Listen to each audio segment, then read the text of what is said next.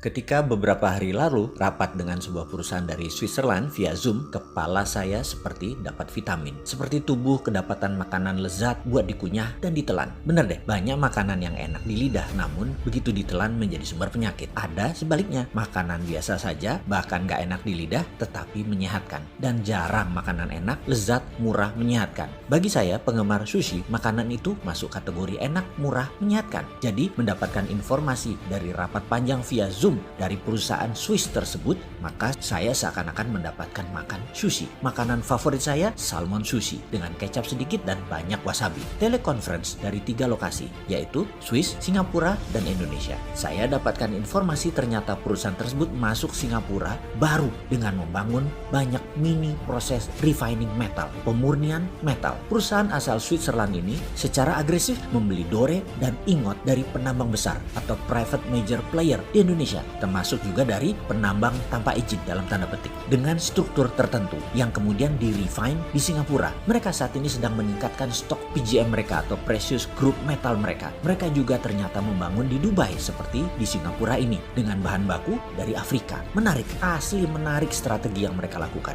Mereka menghubungi saya karena nama saya kebetulan ada dalam perusahaan tambang emas di utara Manado, di salah satu pulau utara Indonesia. Mereka ingin mengambil ingotnya atau dore atau metal yang masih bercampur dengan emas yang kadarnya paling tinggi 50%. Masih ada Ag-nya, masih ada PT-nya, yang jelas Cu-nya yang paling banyak dari sisa 50% tadi. Mereka memerlukan semua mineral tadi. Sama persis seperti apa yang dilakukan pihak Cina dengan mengambil nikel yang dibela pejabat teras yang multi talent itu. Nikelnya 25%, sisanya emang isinya pasir. Ya enggak lah, ada litium, ada ferro. Wis males dah kalau saya lanjutin urusan hal ini. Sebenarnya yang heran adalah masalah fansnya. Asli saya heran. Tanah air dikuras, bosnya mah nggak paham-paham banget. Pejabat-pejabatnya berlindung di balik kebaikan bosnya. Ketika diingatkan banyak kesalahan pejabat-pejabat tersebut, lalu bosnya dan fans bosnya dipakai buat serangan balik. Dan mereka akhirnya sudah tahunan menikmati kedaulatan menjabat dilindungi oleh bosnya. Yang pastinya fulusnya mah mereka pribadi naiknya kenceng.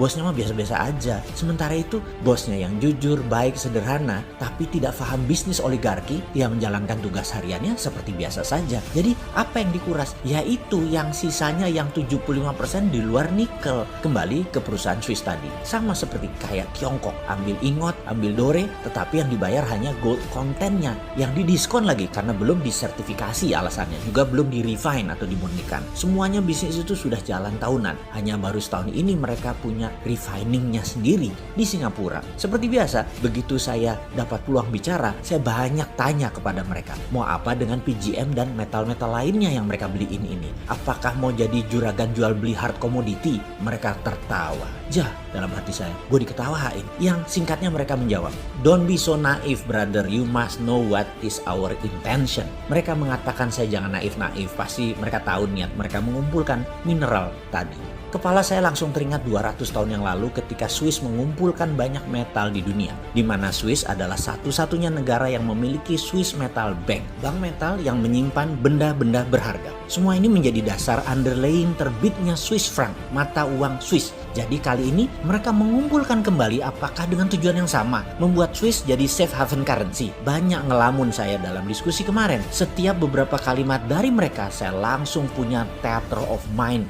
layar bioskop di kepala saya. Apa yang akan terjadi ke depan dengan strategi mereka ini? Pertama, saya geblek-geblekin yang jual material ke mereka. Jual tanah air dengan harga murah. Prinsip dagangnya begini, kalau mereka punya tambang, katakanlah tambang tembaga Freeport. Ingat ya, Freeport tambang tembaga bukan tambang emas. Iya, tambangnya ada emasnya, tapi yang dipajakin kan koper bukan gold. Gimana sih lu? Terus diambil 51% lagi perusahaan tambang tersebut. Ini di siapa lagi? Kalau mau ambil ya emasnya, yang dikirim ke Rio Tinto dan ke Jepang itu loh, yang di-refine di luar Indonesia, emasnya. Asli gue sebel kalau urusan beginian. Kapan balik modalnya beli Freeport? Sudahlah, males dilanjutin. Oke, prinsip dagang perusahaan tambang untuk memproses katakanlah batu bara. Ini angka dari langit loh ya. Ongkos tambangnya 50, dijual 80, untungnya 30. Ya sudah, begitu rumusnya. Papers nilai perusahaan paling top 2-3 kali lipat atau 200-300%.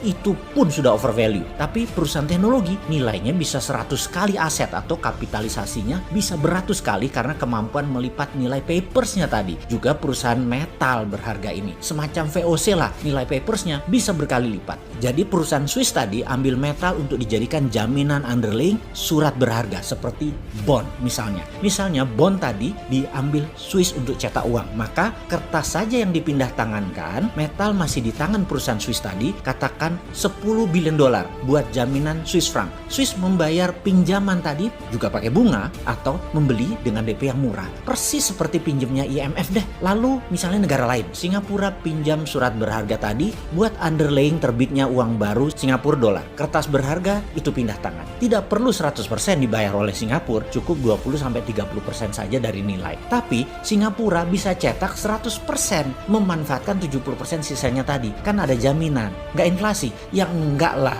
Juga misalnya dinaran, perlu emas. Maka dinaran cukup bayar 20-30% surat berharga perusahaan Swiss tadi. Ya emasnya perusahaan Swiss ini. Dan ketika diminta fisik, ya dia berikan emasnya nantinya. Tentunya harus bayar full. Tetapi selama rupiah Anda dipegang di rekening Anda di dinaran, ya emasnya dipegang perusahaan Swiss tadi. Ini asli pinter. Saya kok jadi terinspirasi ya. Kok negara kita pejabatnya nggak sepinter negara Swiss yang nggak punya laut, nggak punya sumber daya alam, bisa menjadi safe haven lagi. Oh iya, perusahaan Swiss tadi namanya Metalor.